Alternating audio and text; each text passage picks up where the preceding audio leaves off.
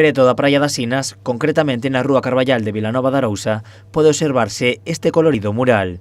A obra é creación de Álex Mosquera, un mozo da Coruña que leva veraneando na vila dende neno e que quixo facer o seu propio homenaxe a Vilanova e a xente do mar. Sí, pois este é un mural que, bueno, narra unha paisaxe mariñeira de Vilanova de Arousa, que é un lugar ao que vou vindo dende que teño, bueno, dende que nacín, non, a veranear, un pouco a convivencia que hai no pobo, pois dos mariñeiros, non, do mundo traballador do mar e do mundo do ocio, non, lúdico. Por iso saen tanto bañistas como mariscadoras, xente que traballa no mar, e logo tamén a parte pois literaria de Valle Inclán, non, que é unha referencia literaria.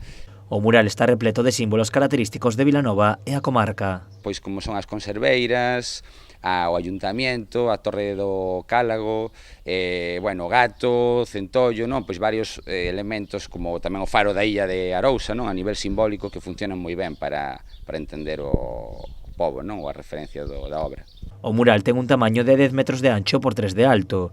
Al tardou 9 días en pintalo e para deseñalo inspirouse en artistas como Picasso e Seoane. Por exemplo, neste caso, collín referencias pois de Picasso nas bañistas, de Seoane, non, como utilizaba nos murales ou na súa obra pois grandes manchas, non, como a mariscadora, que retrataban pois eso, a paisaxe galega.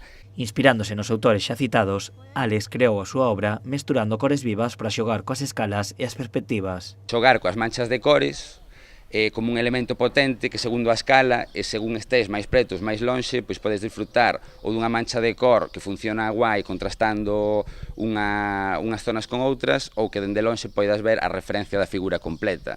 Entón un pouco ir xogando con eso, non tanto na ilustración clásica ou realista, senón como mancha de cor. O mural atópase na casa dos seus tíos, co que hai que mirar por enriba do muro para poder velo. O artista agarda que guste a veciñanza de Vilanova e poder realizar máis creacións no municipio.